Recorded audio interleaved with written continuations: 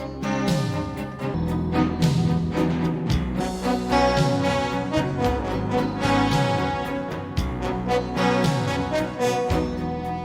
no one better than I can think of to talk about money and, where it was, where it's at now, where it's going today. And I think we're all going to realize that we're operating, in methods other than paper dollars and exchange, more so than you realize. And you're going to see some great opportunities here. So please welcome my dear friend, Bernard von NotHaus. Thank you, Mike. Well, good morning. We're here to talk about money. The root of all evil, maybe, but I would think that since DSI is a sponsor here, that we might say that debt is the root of all evil. It doesn't make any difference. It's something that we all use, we all know something about, and we probably need to know more about.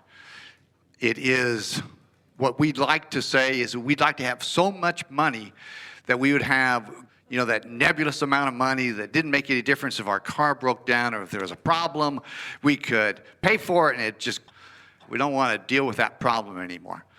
Unfortunately, most of us are not in that position. We don't have a lot of nebulous amount of money, and the reason there is because of the debt-based currency system that we live in now. Now, I'm not going to talk about that, but I want to ask you a couple quick questions before I launch into my talk, and that is a real quick show of hands of people that are familiar with the Federal Reserve fraud. Just a quick show of hands. Well, that's universal. Wonderful.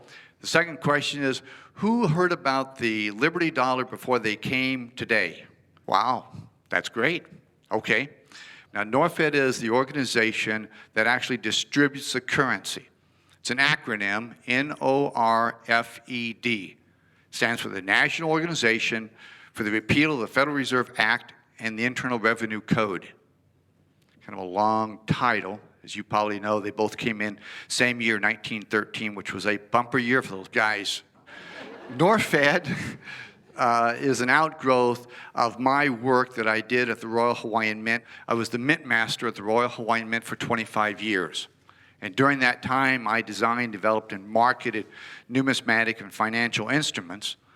And during 23 years of that 25 years, I designed and developed what became the Liberty Dollar. Ostensibly, it was for the Hawaiian market. As the mint master, I wanted to develop some sort of paper currency. It caught wind on the mainland. I went over to the mainland and met Ed Griffin and Jim Thomas, Bill Still, and a bunch of other different people that are in the movement, and talked to them and found out that they thought that a currency like this would have some reason to be. The basis of all that is you have a lot of people. Ed Griffin, who's a good friend of mine, is a good example, that has written wonderful books. Bill Still, who did Money Masters, all these different things. All these people do wonderful things, and there's many, many, many more. But it doesn't have a solution. It doesn't bring any solution to the problem. When you ask them, they hedge and they haw, and they go, well, we're working on that. Well, like I explained to Ed Griffin, I don't think that we can be serious about a solution to a debt-based currency or repealing the Federal Reserve unless we bring out something to replace it with. And if you talk to a bunch of highfalutin PhD economists, as I sometimes get down to doing, they will tell you that nobody brings out another currency because it's too difficult to bring out another currency. How do you go about doing that? Well, we simply did it by doing it. The old thing about angels rush in, you might say. And the other thing was that I'd been doing the Royal Hawaiian Mint for 25 years. And so after 25 years, I was ready to do something else, and I had an opportunity to go off to the mainland and go from a little rock in the middle of the Pacific Ocean. It's a beautiful rock, but it's still out there, to going onto a national stage like I am now and going around and talking about the Liberty Dollar. The Liberty Dollar we define in 3 different words, basically. It's moral, it's legal, and it's constitutional. The basis of the dollar is the fact that our government money right now is immoral. There's something immoral when the government indebts the population, all the people, to a debt-based currency and all of the social consequences that come with that. So first and foremost, the Liberty Dollar is moral. Second, it's legal. Why is it legal? Well, we just can't go out here and sell drugs. I mean, it has to be legal, otherwise the government would come after us and would close us down. Plus the fact that it's not only legal, it's lawful, but it's also statutory. Because if we were called into court, well, then we would be able to defend this. It's based upon the UCC code, Uniform Commercial Code, and so it is defendable. What's interesting about the legal aspect is the fact that even the United States government, none other than the U.S. Treasury, has investigated the currency. Their legal staff at the Treasury investigated the currency for over 2 weeks and found that it's legal. They acknowledge that it's legal. Matter of fact, so many people have called the Secret Service about the currency that the Secret Service, you know, we're all brainwashed. You know, if you think it's counterfeit, call the Secret Service. We all know that, right? Okay, so a lot of people do that. Well, Secret Service has been called so many times that they put out a memo to all the offices saying, we've seen it, we investigated, it's legal, and we don't want to hear about it anymore. Because obviously they have more important things than to do something about little NORFED issuing or distributing currency. So the Secret Service has acknowledged that on many different times. So if you got any questions about it being legal, well then, by all means, ask me when we go into the questions and answers. And throughout my talk, I'll remind you again, write down those questions. Whatever you heard about the currency or whatever questions you know, I particularly like, you know, the really tough ones, Bernard, what about this or something? I mean, because when dealing with those questions, then we're going to move forward. And the third thing is that it's constitutional, as everything in this great country should be, including those guys in Washington, D.C. The reality is that the Constitution doesn't address exactly what money should be. It doesn't say money should be this. It does say that the states should use only gold and silver. And yes, at that time, the states were larger than the federal government. That's why we had the Federalists and the papers and all this sort of stuff to get it passed. But we need to return to a constitutionally compliant currency, and this meets that bill. Counterfeit. Sometimes people ask me about counterfeit. Duh. Well, listen, I happen to have some of this currency right here. Don't ask me why. This is a $10 certificate. No, it's not a bill. No, it's not a note. Those are dead instruments. Okay? This is a silver certificate. It's actually a warehouse receipt, as it says so on the back. And what this is your title of ownership. This says that you own an ounce of silver that's in the warehouse. The warehouse receives silver that NORFED buys, deposits in the warehouse, and the warehouse issues these to NORFED. NORFED does not issue the currency because we're not the warehouse. Tom Power's signature is on the back. He is testifying that he's holding an ounce of silver. Now, as Mike said, I'm friends with Sunshine, and yes, there's no doubt about it. I like those guys, a bunch of old rock and rollers from the 60s like I am. Don't hold that against me, but it was good times. We're not going to go there either. But anyway, even though I know those guys and like those guys, we have a fiduciary responsibility to make sure that silver's there. So we send in an auditor. No, it's not Arthur. He did not get the job. But we send in an auditor to do a physical audit of the silver. Goes directly into the warehouse, goes into the vault, does a physical audit every single month, and issues NORFED a certified audit report that we post on our website.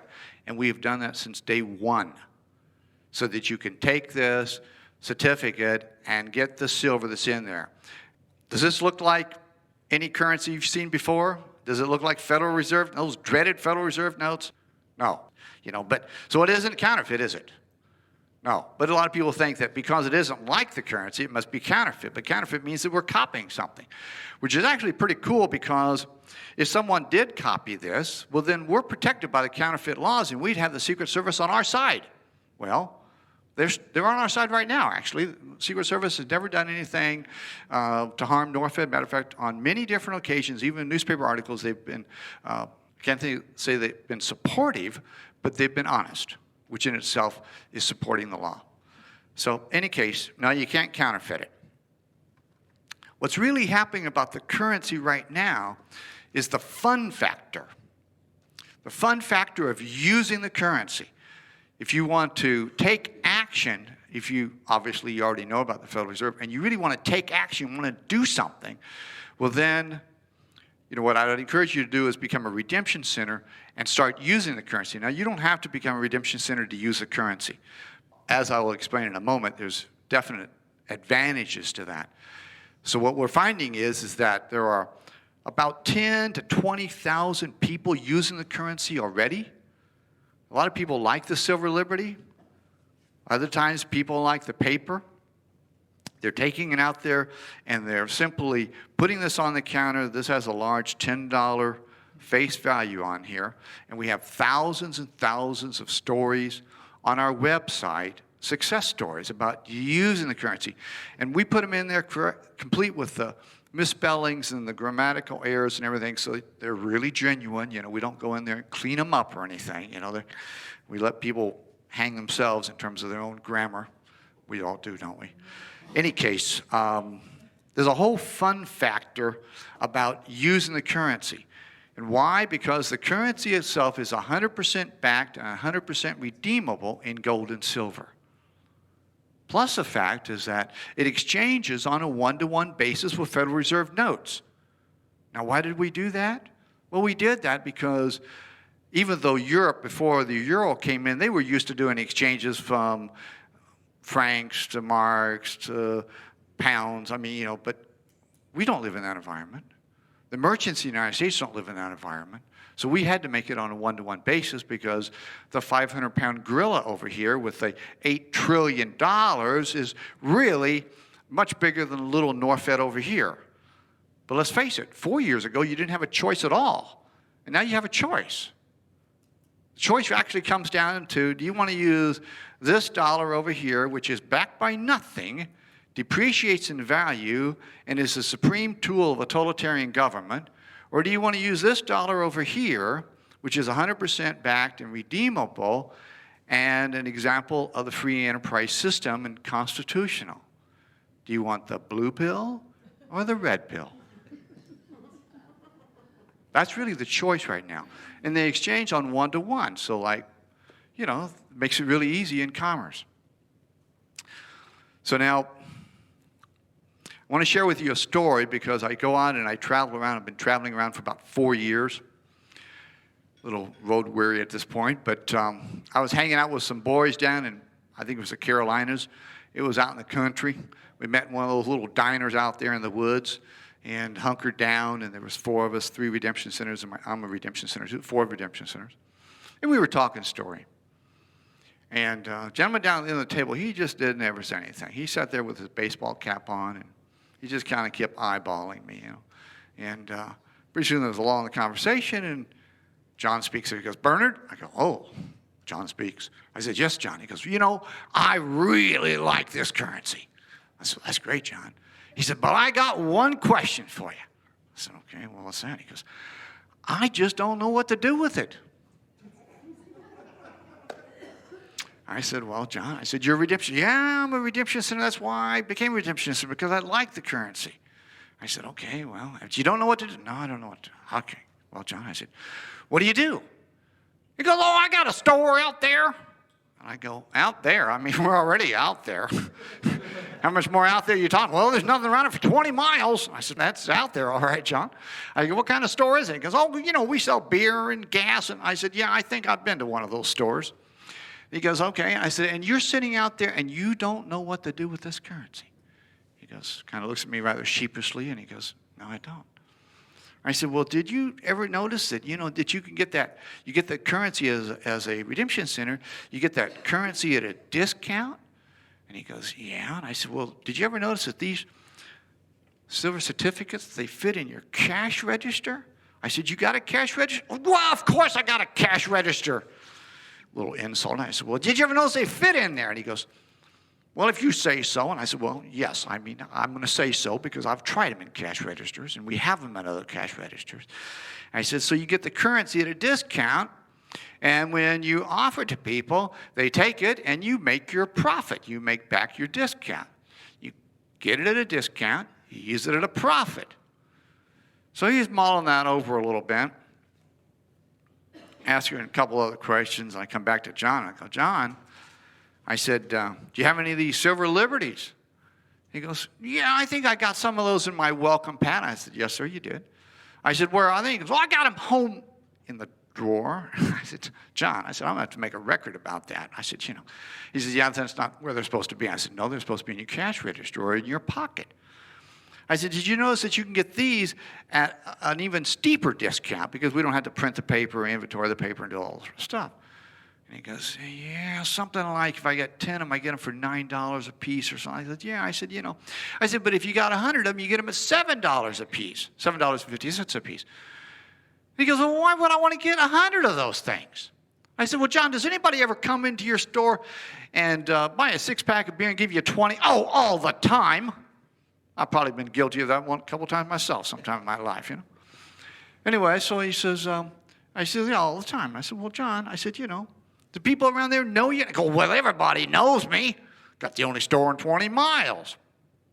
I said, well, then in that particular case, I said, you put some of these in your cash register, and instead of giving them a $10 bill, you can give them one of these. You just offer it to them. It says $10 right on it.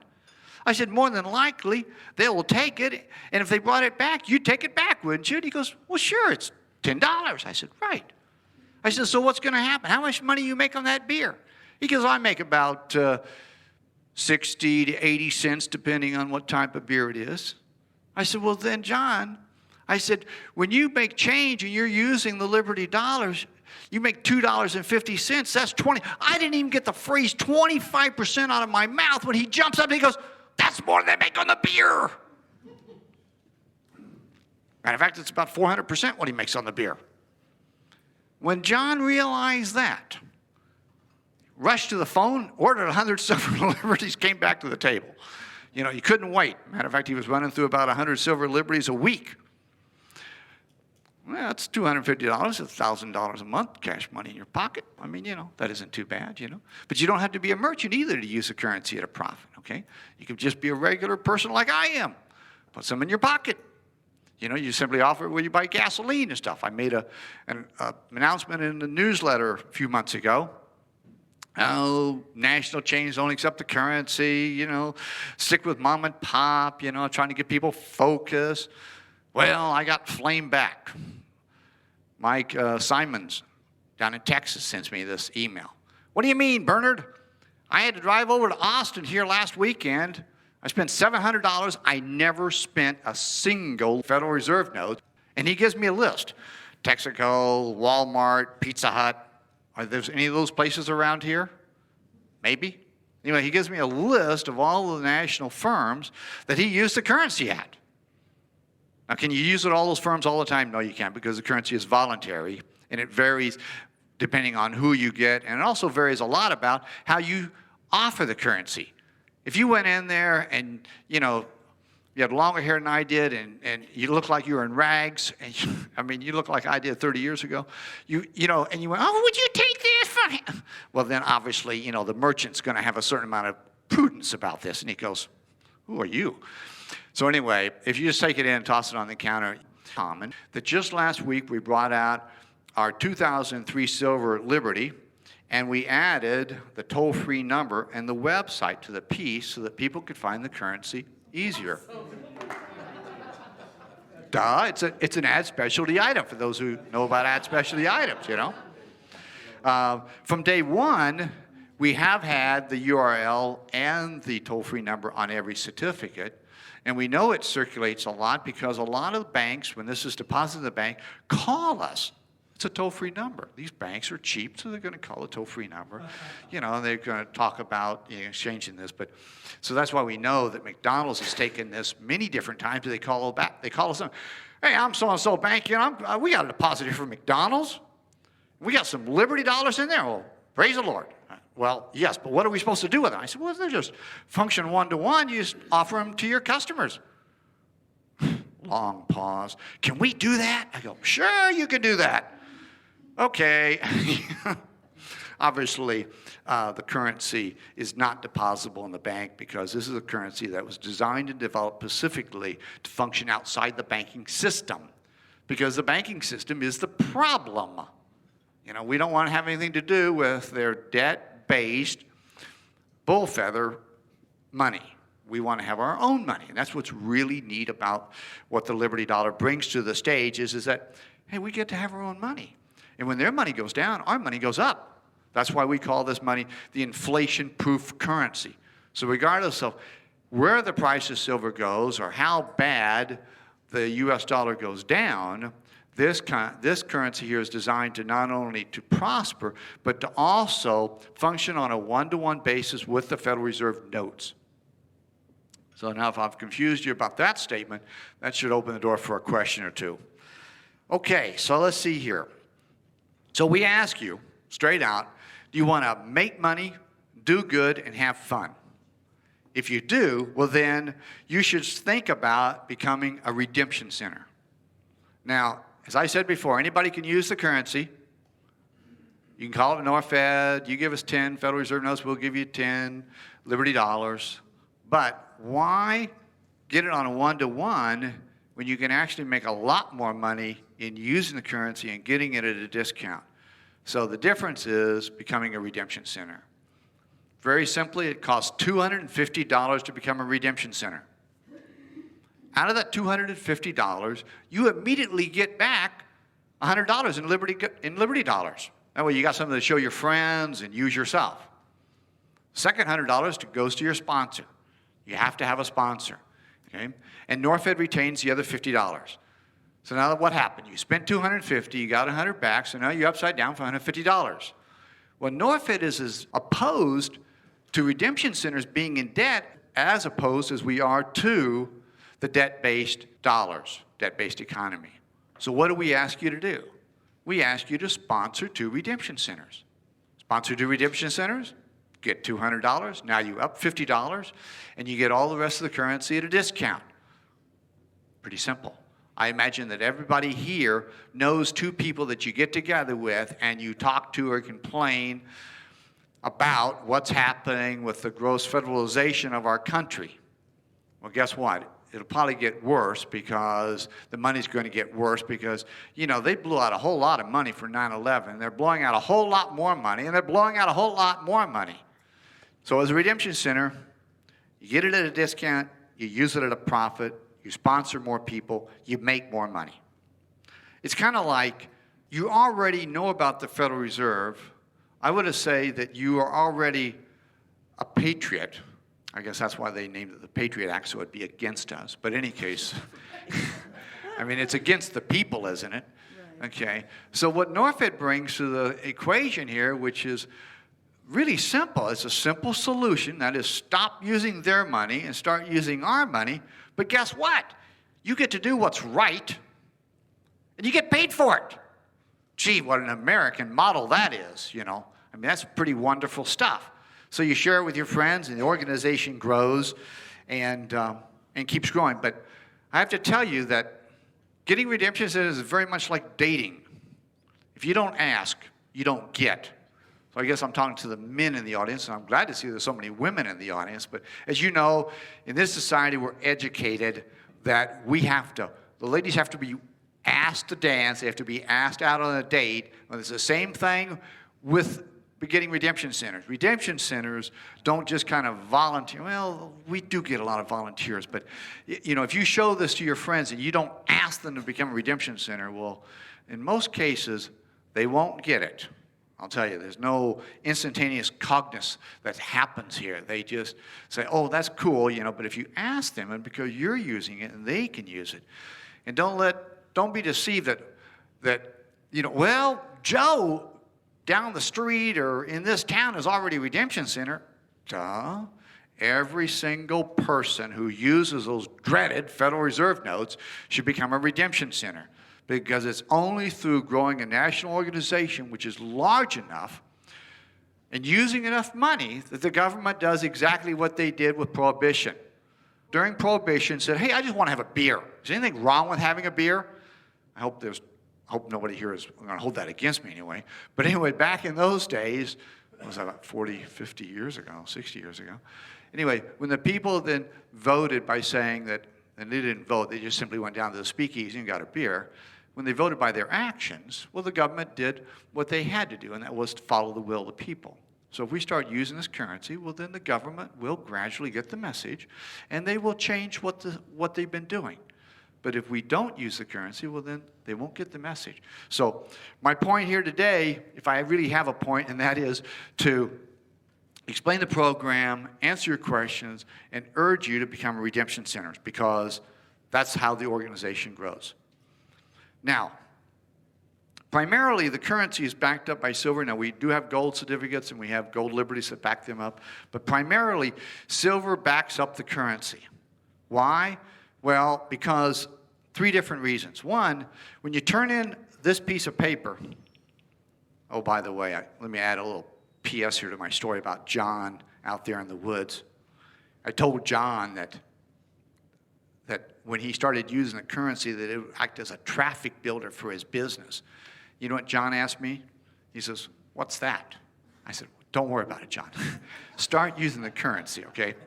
Well, he used the currency, and a few months later when he called up NORFED to order some currency, he told the girls there, he said, "Do you know what's happening?" They go, "No, John, what's happening?" He goes, "Do you know the people are coming all the way from Charlotte? That's over 50 miles away to shop at my store, because I'm the only store that gives silver and change." So once you start using the currency, you will find that a lot of neat things start happening to you. Good things, okay? Now, back to this piece of paper here that's backed up by an ounce of silver right here. And we also have 1s and 5s. Maybe you know that already. And, of course, the cumulative total every $10 is backed up by the ounce of silver. Now, why do we choose silver? Well, we chose silver for three good reasons. One, because when someone redeems that, and we drop that into somebody's hands, hold out your hand, sir. How's that feel? Feels good. Yeah, it feels good. I'll give it to you later on. Okay. In any case, it does feel good. Okay. Now, if we use gold and we drop this little bitty piece of gold in your hand, you would probably say, "Isn't that all I get?" And I personally didn't want to hear that. So, silver is a much better item here. Number two is that the central banks would have us believe that they can control the gold market, but in reality, they only control a little less than a third of the gold in the world. The vast majority of the gold in the world is still in private hands. Well, I guess the central banks are private too, but it's those guys versus us guys. So they would have us believe by their propaganda that they can control things. They certainly do manipulate things to a certain extent, but they don't hold any silver. So we thought that silver would be a better instrument to go with. So I knew that if we chose a metal, primary metal being silver, which is the same way it was with the Constitution and with the original dollar, because the U.S. Mint didn't do a gold dollar until about 50 years later. I don't know if anybody knew that, but anyway, we had strictly a silver-based currency in the country for the first 50 years. And listen, that's almost a quarter of our country's life. In any case, you can make a lot more money on the silver, and I knew that if we started the currency with silver and the people made more money because we chose silver, then they would kind of like the currency better than not just making double the money or something like this, you know. The more you give the people, the more they enjoy it, the more that they will endorse and support the program. So those are three different things. Now, why will silver go up? Well, there's a couple of really good reasons. One of them is that there's a new use patented for silver every day. That's like over 350 new uses for silver every single year. Plus the fact that silver is expendable. In other words, you use it up. It isn't like gold that cannot be destroyed, okay? Silver is actually used. It consumes, it does oxidize, and it's also used in a lot of uses, has a lot of uses that cannot be duplicated by any other metal. Obviously, we know photographic uses, but a lot of times those aren't reclaimed either, and even though digital cameras are coming in, we have a lot more new uses for silver, as I just mentioned, a new patented every day. But it's expendable because every single burn treatment that's ever been devised and used today uses silver. Bacteria does not grow on silver. That's why the pioneers, when they're rolling across the country out here, they took the silver and they would put it in their water, just a silver dollar in their water. It helps keep the water fresh and clean. So we've lost track of a lot of that. And I think we're finding some of that through the popularity of colloidal silver and other different things. But the reality is that silver is expendable, it's used, you can't recover it all the time, it's spread out in thousands and thousands of different uses. So there's a lot of new uses for it.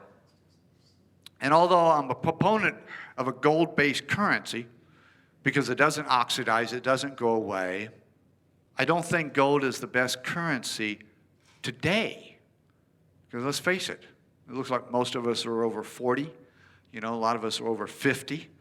Some of us are 60 and over, okay? So, you know, we're at a point of thinking about, well, let's see, I got so much money, I'm going to live so many more years, I want to go out and travel around the world. I mean, you know, you start planning out your life thinking, hey, I'm going to die in 20 years. Well, let's see, what am I going to do, you know? The thing is that you got to start fighting your way to about how you're going to safeguard that money. And if you can find a way to make more money now instead of losing it, I think we're all into that. So now, kind of bring this to a close here. Money comes from our labor. You know, man didn't go out seeking gold initially. We found it because it's lying in the stream beds, maybe someplace between the Tigris and Euphrates Valley, but it was out there. We were walking around. We saw something pretty and shiny. We picked it up, and God, it was heavier than this other rock. And we tossed it in the fire, and it didn't melt. It didn't go away or anything. This is good. You know, so it gained more popularity. And now we have, you know, now we have gold pretty well accepted all over the world.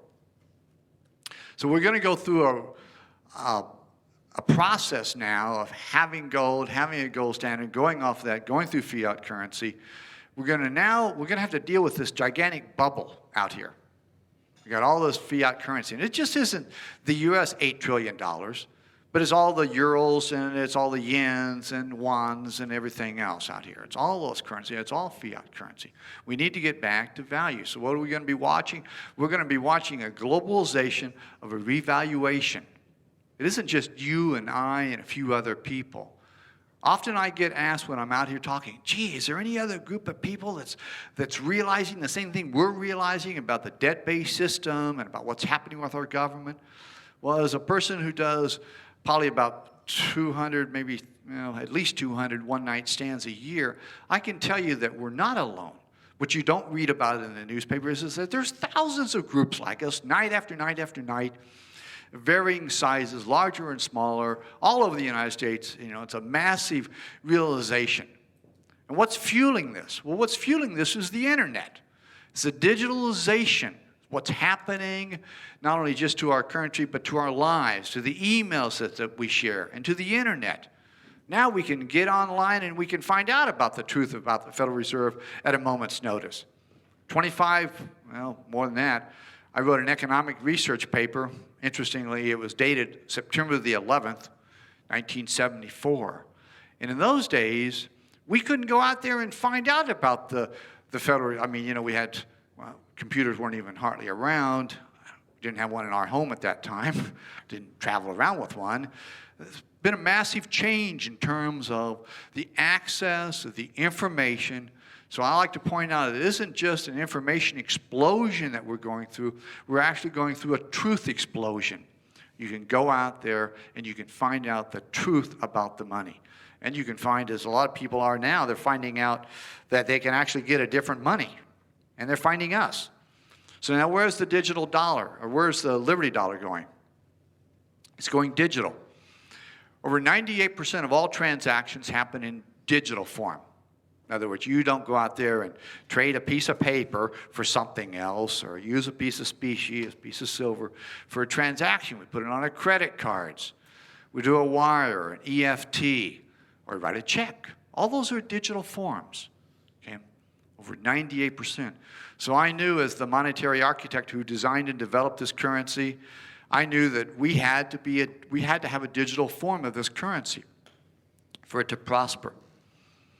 So I'm happy to tell you now that after 2.5 years, almost 3 years of working on this project with a variety of roadblocks and hurdles, we are right down to the edge of issuing a digital warehouse receipt, a digital Liberty dollar that you'll be able to use online. By this time now we have thousands of Liberty merchants. We have everything in this national alternate liberty economy, as we call it, except for the digital. And we should have that by the end of this month. I'm on record for that. Thank you. We've been beta testing it for about a month, and we'll have a few tickles here, but unless we hit something major, we should have it out. And then shortly after that, we'll have the Liberty Card out. Now, the Liberty Card, I'm just going to touch on this briefly. Liberty Card is not an ATM card. It's not a debit card. It's not a credit card. It's a smart card. And what does that mean? It has a chip in it. And that chip, if you remember the old Commodore computer, this chip is larger than the Commodore computer. And what happens with this card is that you can put this in a reader that attaches to your computer, and you can download the digital Liberty Dollars onto the card, or upload if you had a bunch on the card, and you can take the card out and transfer from one card to another card. There's no central processing. There's absolute, total, value-backed currency, which is totally private. So now I'll probably bring up some questions. We're not going to go too deep on this card. I just want to position the NORFED model and the Liberty Dollar to being on the leading edge.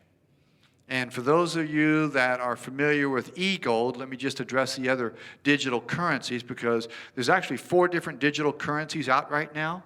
There's e-gold, there's e-bullion, there's gold money, and there's crown gold. Now, e-gold I hung out with for about 3 months because I was looking for a way, this was 2.5 years ago, looking for a way to find a relationship between e-gold and the Liberty Dollar. Unfortunately, although Doug and I are friends, we just didn't see eye to eye with a variety of things. And one of them, well, 2 of them right off the bat, was the fact is that Doug's e-gold system is not audited. I find a lot of comfort in knowing that it is audited, and you see the audit report, and it's up there every single month. It's a lot of credibility, and that's how it should be. That's how I mean, you know, I know Doug's got millions of dollars in there. I think that's wonderful about his success, but I think there's a problem there in terms of not having a fully audited system.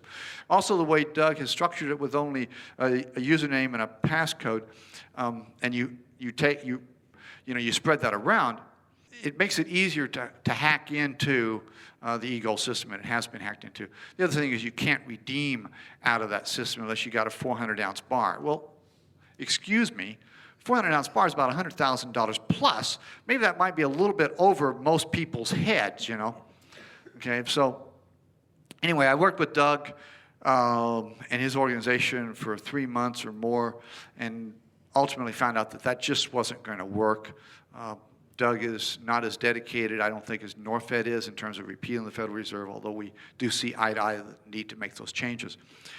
Anyway, Jim Farrad came along sometime later and started e-bullion, and I know Jim, and he's a good guy, and he does accounting, but again, his is not audited, and I think it's farther removed from where e-gold is. Gold Money by James Turk. James is an old friend of mine. He's been a newsletter writer for about 22 years. He's well known. His program is audited, and it isn't really focused towards people, focused more towards businesses. That's his model. I think it's very good.